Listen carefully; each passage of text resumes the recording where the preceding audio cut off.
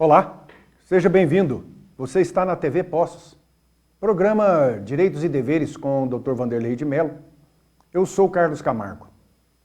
Informamos o endereço do escritório jurídico, Dr. Vanderlei de Mello, aqui no bairro Santa Augusta, na rua Dr. Norberto Carlos Ferreira, 49.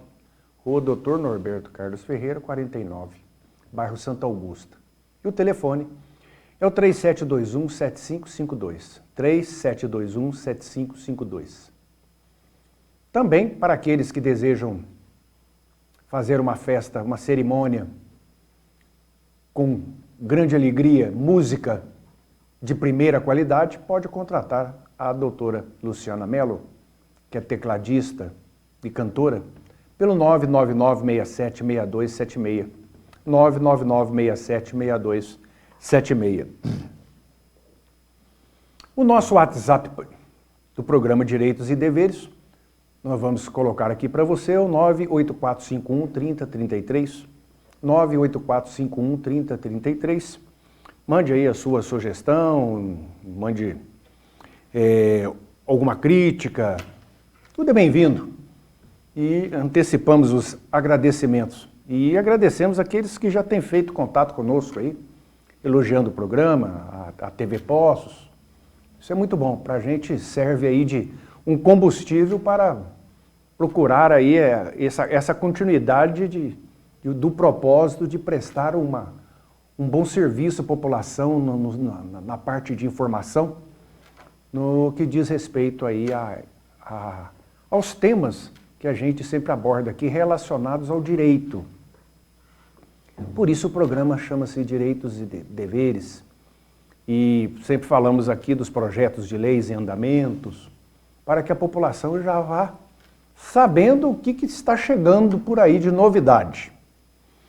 E, por falar em novidade, nós já não é novidade mais, mas estamos aí em plena campanha eleitoral. Programa passado, nós falamos aqui do período eleitoral, dos horários que seriam inseridas as propagandas no horário chamado eleitoral, propaganda eleitoral gratuita. Todas as rádios e televisões do Brasil são obrigadas a difundirem. Isso é uma obrigação para que o eleitor, o telespectador que vá votar, ele possa saber quem é que está indo votar e quem ele pode votar. Com a chegada da internet, mais precisamente os telefones celulares e as chamadas redes sociais, isso aí, entendo eu e até alguns analistas políticos são bastante veementes em afirmar que o interesse do eleitor, do povo, de maneira geral, por essas propagandas veiculadas aí em rádio e televisão aberta, como se diz, perdeu o interesse devido à maciça comunicação que ocorre nas redes sociais. É Facebook, é Instagram, é WhatsApp, por aí vai, e todos ali, está permitida a propaganda eleitoral também nesses canais aí, né? Então o eleitor, ele tem a comodidade no seu aparelho celular, a hora que ele quiser, no momento que ele quiser, ele está ali abrindo e vendo e recebendo mensagem, trocando mensagem. Isso faz um certo desinteresse em ficar sentado na poltrona, aguardando o horário eleitoral, que é obrigatório, como eu disse, em rádio e televisão. Agora, uma coisa interessante e que todo o eleitor tem que estar atento é com relação aí ao candidato que ele vai escolher. Hoje nós temos uma ferramenta aí no Google, né, que é um aplicativo que você no seu celular, computador, no tablet, você pode ir lá digitar o nome desse candidato que você acha que deva votar, está interessado, mas precisamos saber quem é ele. Porque ele fala bonito, não é porque ele está dizendo que tem boas propostas. Boas propostas todos têm. Precisamos saber da vida pregressa, a vida anterior. O que essa pessoa já fez de bom, de ruim? Qual que é o currículo vita deste indivíduo, desse candidato, dessa candidata? Já responde a processo, foi preso, condenado, já teve candidatura em outra vez barrada. Ou seja, se a gente entrar pelo chamado Google e colocar o nome da pessoa digitada, vai aparecer. Então é uma ferramenta espetacular para o indivíduo fazer um rastreamento a respeito do candidato. Porque entendo que grande parte da população, mas muito grande parte dessa população, deseja que boas pessoas, honestas, de bom interesse, boas intenções, sejam eleitas para a melhoria de todo o Brasil. Então, como no horário eleitoral gratuito as pessoas apresentam somente propostas, não dá para saber quem é quem. Então, quando a gente digita lá, a gente fica sabendo de onde que esse candidato é, a cidade que ele é oriundo, né, a base eleitoral, o domicílio eleitoral dele, o que ele já foi, é candidato a deputado, e já foi vereador, já foi prefeito, aparece tudo lá.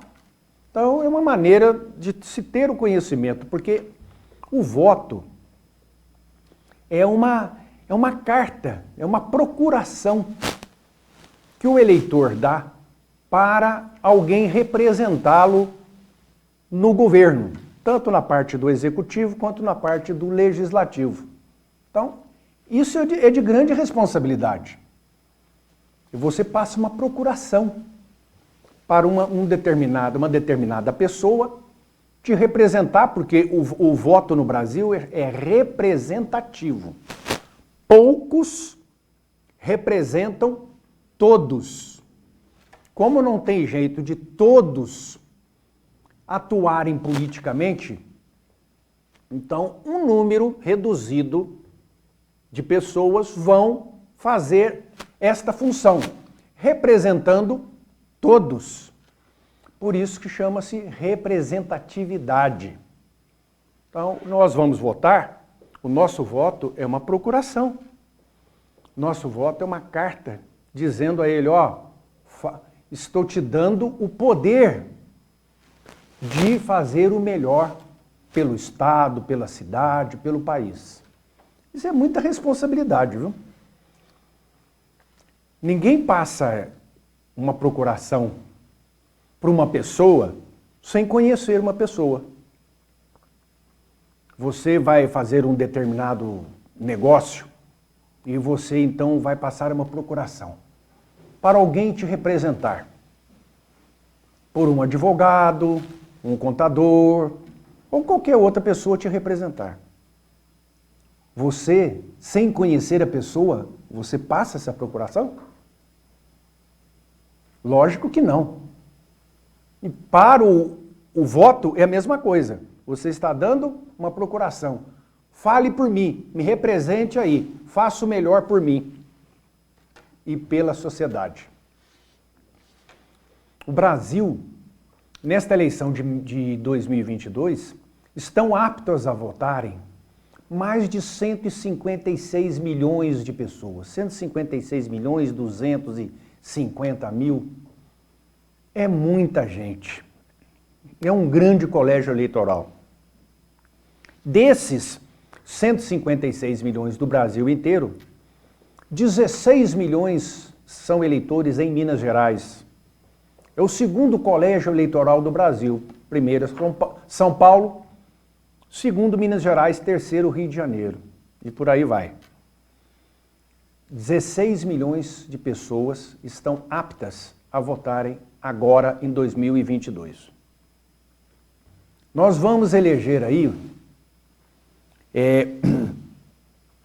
53 deputados federais. Para isso, estão concorrendo 1.071 candidatos. É muita gente. 1.071 pessoas estão se candidatando a uma vaga para deputado federal por Minas Gerais. Só que Minas Gerais, lá em Brasília, na Câmara Federal, ela tem 53 cadeiras. 53 cadeiras. Então são 1.071 para 53. Então a disputa é forte, muito forte. Esperamos que esses 53 que chegarem lá sejam de fato os melhores, que o eleitor prestou atenção em quem estava votando. E nesses 53 já existem os 53 que estão lá. A maioria está recandidatando.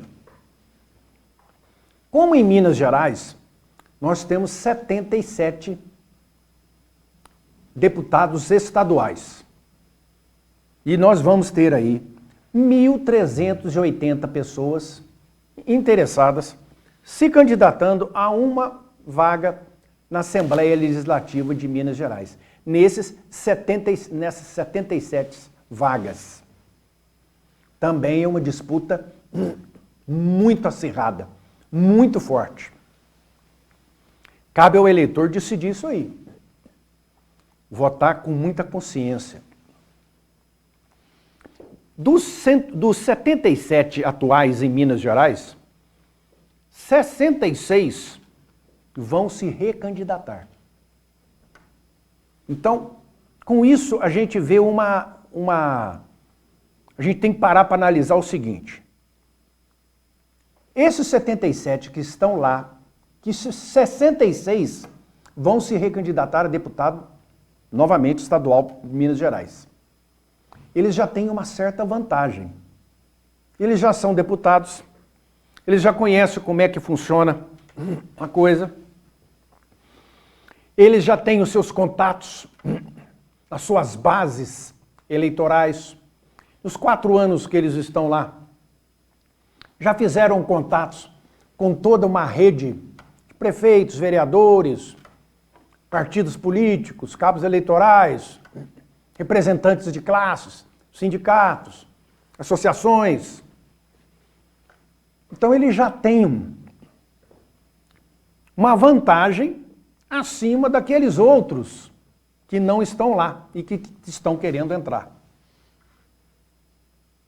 E eu entendo, isso aí é particular, que assim como o cargo de presidente da República, governador e prefeito, só pode o recandidatar uma vez, seguida. Então nós temos o exemplo agora do presidente Jair Bolsonaro. É presidente e está recandidatando. Pode? Pode. Governador Zema é governador e está recandidatando. Pode. Supondo que eles sejam eleitos, na próxima, eles podem recandidatar novamente? Não. Vai ter que se afastar, aí numa outra, para frente, deve voltar, se quiser. E se conseguir. Na Constituição de 1988, ficou escrito que os cargos ocupados no Executivo não poderia ser recandidatar imediatamente à sua gestão. Então era uma vez só, não podia recandidatar, aí numa outra poderia. Então não poderia recandidatar seguido. Era só uma vez. Presidente, governador, prefeito. O então presidente da República, Fernando Henrique Cardoso, com interesse de se recandidatar, e vendo que a Constituição não permitia, ele então mobilizou a sua base de senadores e vereadores e deputados federais no Congresso Nacional e modificaram a Constituição através de uma PEC, permitindo a quem estivesse ocupando o cargo de presidente, de governador, de prefeito, a recandidatar imediatamente na próxima eleição. Então, com isso, modificou. E nós temos, como eu citei o exemplo, vários que estão ocupando o cargo aí de executivos que vão se recandidatar, no caso de governador e presidente da República. Prefeito é na próxima. O que acontece? Como eu disse, um entendimento pessoal, eu acredito que para os cargos de deputados, tanto estaduais como federal, deveria ser a mesma coisa. É deputado, vai recandidatar. Eu citei o exemplo aqui de Minas Gerais. Nós temos 77 deputados, 66 vão recandidatar. Aí eu comentei que eles têm uma chance a mais, um poder de captar eleitores a mais do que aquele outro que está chegando agora. Porque ele já está lá, já sabe como é que funciona, etc. Então, com isso, eu acho que perde um pouco a chance que deve ser dada a todos na mesma condição. Na mesma condição. Então, candidatou, ganhou deputado estadual. Próxima eleição, pode recandidatar? Pode. Como governador e prefeito e presidente. Foi eleito novamente. Na outra, pode? Não, não pode. Afasta, espera passar uma, aí na outra se candidata novamente, se assim quiser. Com isso, nós iríamos igualar a lei do mesmo tratamento que ela dá aos chefes do Executivo, presidente, governador e prefeito, aos senhores deputados estaduais e federais. Porque a gente percebe claramente que tanto na Câmara Federal quanto nas Assembleias Legislativas, deputados que entram legislatura, saem legislatura, entra eleição, sai eleição e eles estão lá. Estão ganhando, estão voltando, estão ganhando, estão voltando. Acabam se transformando em políticos profissionais. E política não é uma profissão, é uma prestação de serviço que um cidadão faz para a sociedade. Então nós temos aí casos aqui em Minas Gerais, por exemplo, deputados com 7 legislaturas, estão lá há 28, 30 anos ou mais. Isso o que acontece? O que tinha de ser feito, esse cidadão já fez. Vamos dar oportunidade para outros, mais novos, com ideias mais novas, para que possam oxigenar todo esse sistema. Fica sempre na mão dos mesmos, né? Acabam fazendo ali curral, né? Então, mas isso não acontece.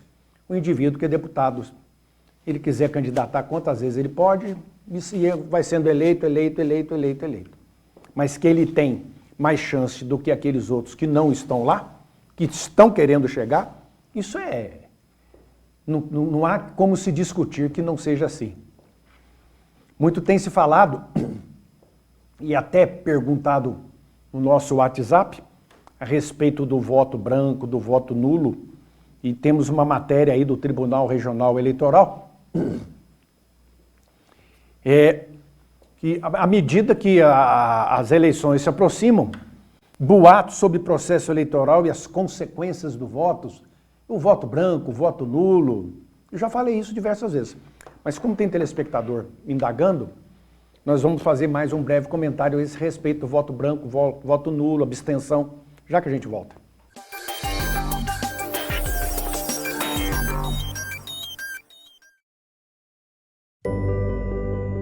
Aos 68 anos decidi mudar meu sorriso. Deixei de usar dentaduras. Escolhi o Implar e hoje, aos 83 anos, tenho certeza que fiz a escolha certa. amadureci com qualidade de vida. Faça como eu, venha para o Implar e volte a sorrir.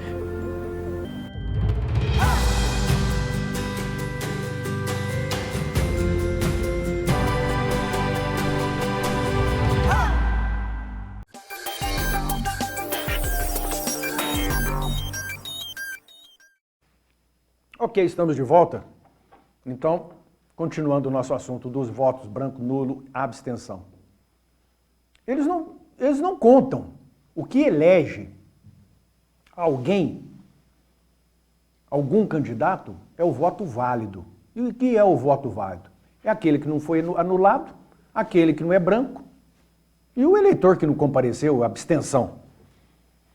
Então, mas é computado no sentido de estatística, o voto branco e o voto nulo. Eu sempre bato aqui na tecla de que a responsabilidade do eleitor brasileiro em procurar deixar esse país em melhores condições para a futura geração, para a atual geração e para as futuras gerações. Então, se você vê um eleitor, ele sai de casa, pega o seu carro ou uma condução, vai lá na sessão eleitoral, entra na fila, aguarda, chega a sua vez, vai votar. Na hora de votar, ele aperta lá na tecla branco e vai embora. Confirma e vai embora.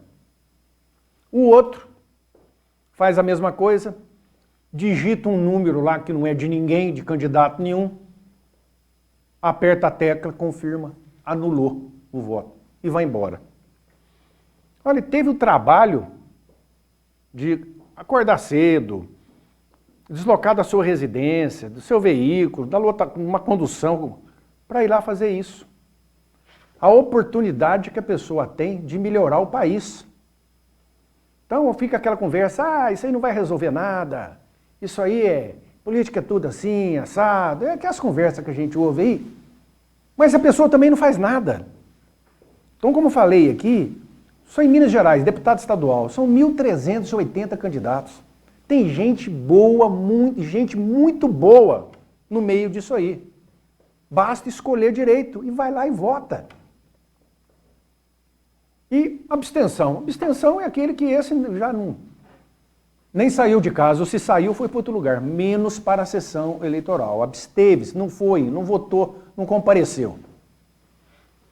Então, segundo dados estatísticos, e esse número vem aumentando, eleição por eleição. Mas alguns estudiosos, analistas políticos, têm colocado matérias na mídia que esse ano de 2022 vai cair o percentual de voto branco, vai cair o percentual de voto nulo e espera-se que vá cair o percentual de abstenções, aquele que não vai votar, que não foi, não quer. E isso eu entendo que graças à internet. Por quê? Porque o cidadão hoje está mais politizado, ele está mais interessado em política. Ele está mais interessado em saber quem é quem, em quem ele vai votar, em qual partido que ele vai dar a sua preferência, qual candidato que ele vai dar a sua preferência. Com isso, ele fica motivado a ir comparecer e escolher alguém, e não anular ou não votar em branco, ou não ir, abster. Então isso é muito importante. Essa análise eu concordo. Pelo que eu percebo nas redes sociais, o intenso interesse da sociedade, dos cidadãos, em discutir política, em saber de coisas da política, as pessoas estão, coisa que não acontecia. Isso começou a existir depois do celular, das redes sociais, porque só tinha o horário eleitoral gratuito da TV, do rádio, propaganda em jornal, comício, né? Que agora ainda é permitido, não é permitido o showmício. E com isso, nós temos aí uma perspectiva boa de uma grande votação, um grande comparecimento de eleitores. com responsabilidade, passando aquela procuração que eu falo. Não é uma procuração em branco, que não é uma procuração para uma pessoa que você não conhece, é uma pessoa que você confia. Ninguém passa procuração para quem não confia. Tem que pesquisar o eleitor pesquisar o seu candidato, saber quem é. E, com isso, veio outra pergunta. Posso votar em branco em um cargo e outro em não? Pode. Então, vamos supor, a pessoa vai lá, ele quer votar para presidente da República num determinado candidato. Ele vai lá, aperta o número do seu candidato, confirma. Aí lá depois aparece senador. Ele, para senador eu não quero votar em ninguém não, vou votar branco. Ele aperta branco, o senador, e confirma. Mas já para deputado federal tem interesse, lá no fulano de tal, digita o número dele. Mas para estadual eu não tenho, acho que não vou votar em ninguém, não sei o quê, então vou deixar branco essa parte. Aperta o branco, a hora que apareceu a página para candidato, a tela para candidato a deputado estadual, e vota. Então isso significa que o comparecimento a essa próxima sessão eleitoral, nós vamos votar várias vezes. Então nós vamos votar para presidente da República, para senador, para deputado federal, para governador e para deputado estadual. Então são 5 votos num voto. Então, dentro desses 5 votos, eu posso votar em alguém e deixar de votar em alguém em outro cargo. Votar em um cargo em alguém e deixar de votar. Mas o que a gente aqui sempre insiste é que a pessoa vote de ponta a ponta. Escolha o seu candidato e vote. Porque a democracia, muito se falar democracia, mas a democracia é agora. É o artigo 1º da Constituição Federal que todo poder emana do povo. Mas que poder é esse? O poder de escolher o seu representante. O seu representante vai conduzir o país, o estado, a cidade nos próximos 4 anos. Então, o poder do povo, ele é transferido ao seu candidato, para que ele faça isso. Chama-se representatividade. Então, o poder emana do povo. Agora, o candidato eleito tem que cumprir a 2ª parte desse artigo da Constituição. O eleitor, todo poder emana do povo, e em seu nome deve ser exercido. E em seu nome deve ser exercido. Então, aquele que foi escolhido deve exercer a sua legislatura, a sua função ali nos 4 anos, em favor da sociedade. A gente não vê muito isso aí, né?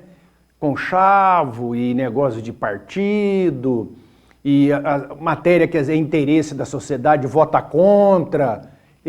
Então, a gente vê de tudo. Então, esse representante não está cumprindo a 2ª parte do artigo da Constituição que fala que, em nome do povo, o seu poder vai ser exercido para defender a população, dar uma qualidade de vida melhor, em todos os sentidos, para a população do país a quem ele representa como deputado, qualquer cargo legislativo, como no cargo de executivo. Semana que vem a gente volta. Obrigado pela atenção, um grande abraço, fiquem com Deus.